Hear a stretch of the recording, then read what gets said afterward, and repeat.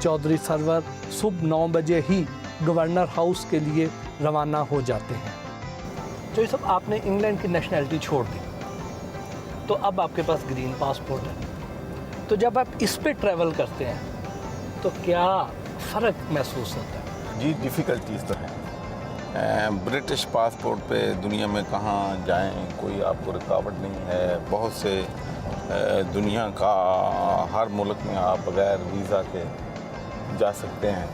लेकिन मैं समझता हूँ कि मुल्क के लिए खिदमत के लिए कोई नेशनलिटी छोड़ना कोई इतना, मैं नहीं समझता कि इतना बड़ा है। ये मेरा मुल्क है, यहीं से मुझे मोहब्बत है।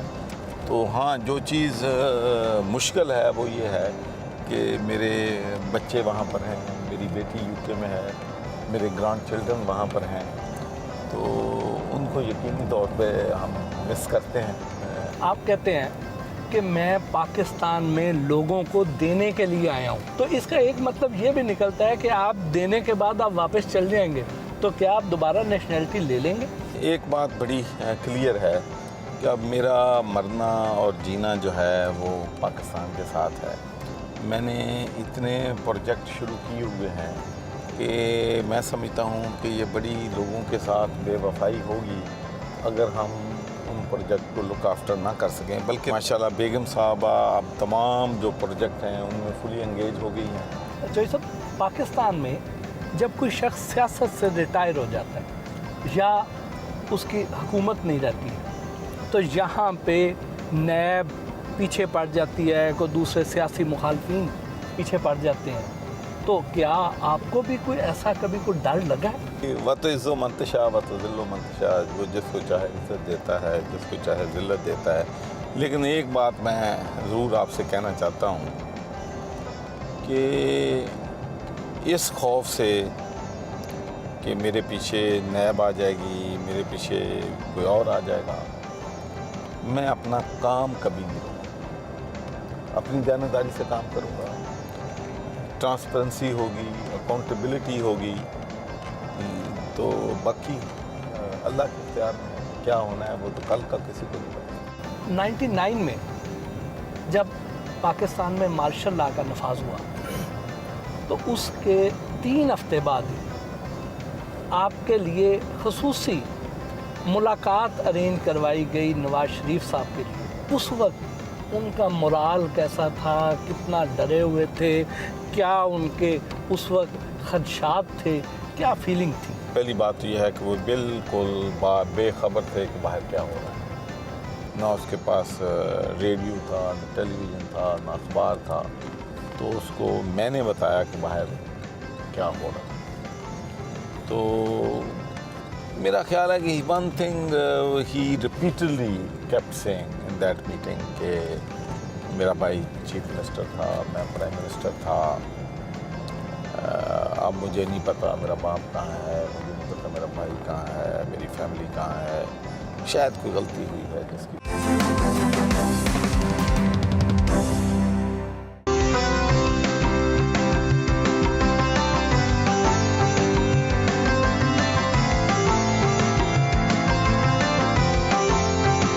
जब आपका जितना बड़ा कद है इस सियासत के मैदान में, आपने दुनिया में जो सबसे एक वक्त की जो सुपर पावर थी उधर आपने सियासत की है, तो उसके बावजूद आपने गवर्नरी जैसा ठंडा ओहदा ही क्यों कबूल किया, चाहे नून लीग का दौर हो, चाहे पीटीआई का दौर हो?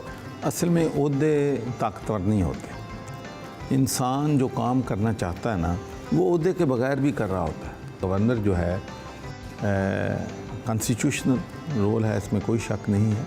लेकिन आप ये भी देख लें कि जो सरकारी और प्राइवेट यूनिवर्सिटीज़ हैं, 60 यूनिवर्सिटीज़ हैं, उनका चांसलर है। मैं ये समझता हूँ कि सबसे बड़ा चैलेंज जब मैं गवर्नर बना था तो मेरे लिए यूनिवर्सिटीज़ था। तो सबसे पहले मेरा मिशन ये था एज ए गवर्नर पंजाब और as a chancellor of all the universities कि मैंने यूनिवर्सिटीज़ में मेरिट लेके आना।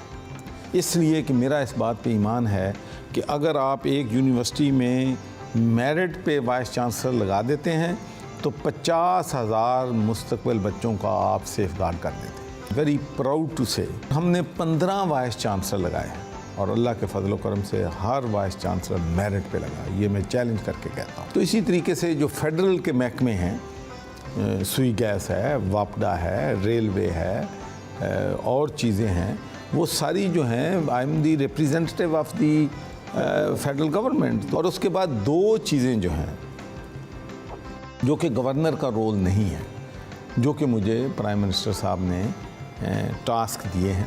ایک ٹاسک ہے کہ میرا پیشن ہے پینے کا صاف پانی. میں جب پچھلی دفعہ بھی گورنر بنا تھا تو میں نے پانی کا کام شروع کیا تھا، اور میرا مشن ہے کہ میں نے پنجاب کے لوگوں کو پینے کا صاف پانی دینا ہے. اوورسیز پاکستانیوں کے مسائل سے آپ سے زیادہ کون آگاہ ہو سکتا ہے؟ اس کے لیے آپ کیا کریں؟ ان کے گھروں پہ، ان کی دکانوں پہ، ان کی زمینوں پہ، ان کے بزنس پہ قبضے کیے ہوئے ہمارے لوگوں نے، اور ان کو پوچھنے والا کوئی نہیں. کہ اوورسیز پاکستانیوں نے سر $22 بلین بھیجے.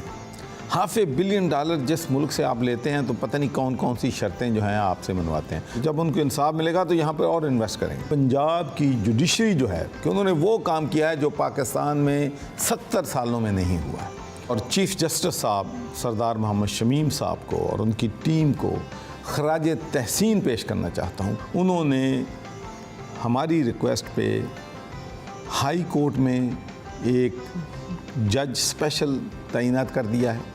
ہر ڈسٹرکٹ میں ایک جج لگا دیا ہے. ہر تحصیل میں ایک سول جج لگا دیا ہے جو کہ صرف اوورسیز پاکستانیوں کے کیسز سنے گا، اور ان کو 3 مہینے کے اندر انصاف ملے گا. ریلیجیس ٹورزم کے بھی آپ خاصے حامی ہوا کرتے تھے، اس کے لیے کیا کر رہے ہیں؟ پرائم منسٹر صاحب نے مجھے ریلیجیس ٹورزم اور ہیریٹیج کمیٹی جو ہے اس کا سربراہ بنایا ہے. ون ون سچویشن ہے.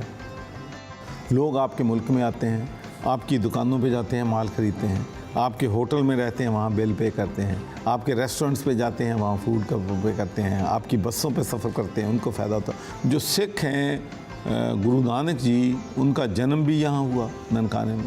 ان کی جو ہے آخری زندگی جو ہے وہیں سے ختم ہوئی، وہ کرتارپور سے، لیکن ہم نے اس کو پرموٹ نہیں کیا. آج چونکہ ہم اس وقت گورنر ہاؤس میں بیٹھے ہوئے ہیں تو ماضی کے 2 گورنرز نے بڑا نام کمایا ہے.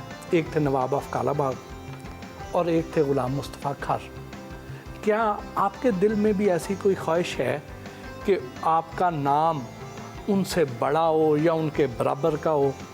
دیکھیں، میرا خیال ہے کہ ہر بندے کا اپنا ایک سٹائل ہوتا ہے کام کرنے کا. انسان جو ہے نا، اس کی جو کامیابی ہے وہ عہدوں کے ساتھ نہیں ہے، اس کی کامیابی دولت کے ساتھ نہیں ہے، اس کی کامیابی کتنا طاقتور ہے اس کے ساتھ نہیں ہے. اس کی کامیابی یہ ہے کہ اس نے کنٹریبیوٹ سوسائٹی کو کیا کیا ہے.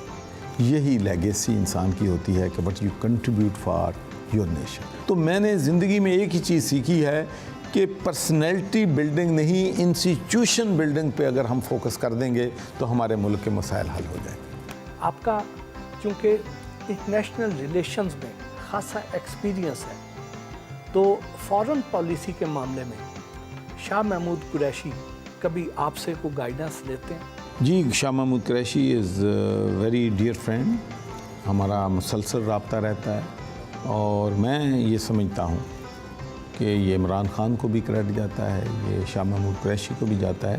امریکہ ہم سے بات نہیں کرنا چاہتا تھا، اب ہمارے پرائم منسٹر کو اس نے ویلکم کیا ہے.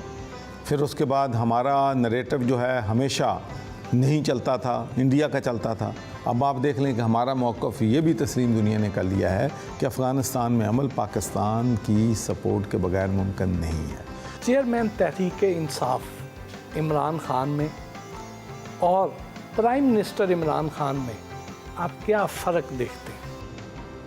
میرے خیال میں عمران خان جب چیئرمین تحریک انصاف تھے تو ان کی شخصیت جو تھی ایک سادہ، ایک مطلب سمپلسٹی، اور پرائم منسٹر بننے کے بعد بھی سمپلسٹی، اس میں کوئی میں تو کوئی فرق جو ہے ایز اے پرائم منسٹر اور as a leader of the opposition میں کوئی نہیں دیکھ رہا. کچھ لوگ کہتے ہیں کہ وہ بڑے سٹریس میں آج کل. ہم نے لوگوں سے وعدے کیے، بڑے بڑے وعدے کیے، تو اب چیلنجز بندے کو پتہ چلتا ہے جب آپ حکومت میں آتے ہیں. سٹریس میں تو نیچرل ہے کہ جو بھی پرائم منسٹر ہوگا میں بھی سٹریس میں ہوں, اس لیے کہ میرے پاس بھی لوگ آتے ہیں, انڈسٹری ہے, بزنس کمیونٹی ہے, دوسرے لوگ ہیں, گیس کی قیمتیں ہیں, پیٹرول کی قیمتیں ہیں. وہ آج کل جو کچھ ہو رہا ہے اس میں پچھلی حکومتوں کی نااہلی کی وجہ سے آج لوگ سفر کر رہے ہیں, لیکن ہمارے لوگ جو ہیں وہ ایکسپیکٹ کرتے ہیں کہ ان کو ریلیف ملنا چاہیے. تو اس لیے سٹریس تو ہوگا اور سٹریس میں ہم رہیں گے, لیکن اصل بات یہ ہے کہ الٹیمیٹ گول جو ہمارا ہے وہ ہم اچیو کرتے ہیں, یہ آنے والا وقت بتائے گا.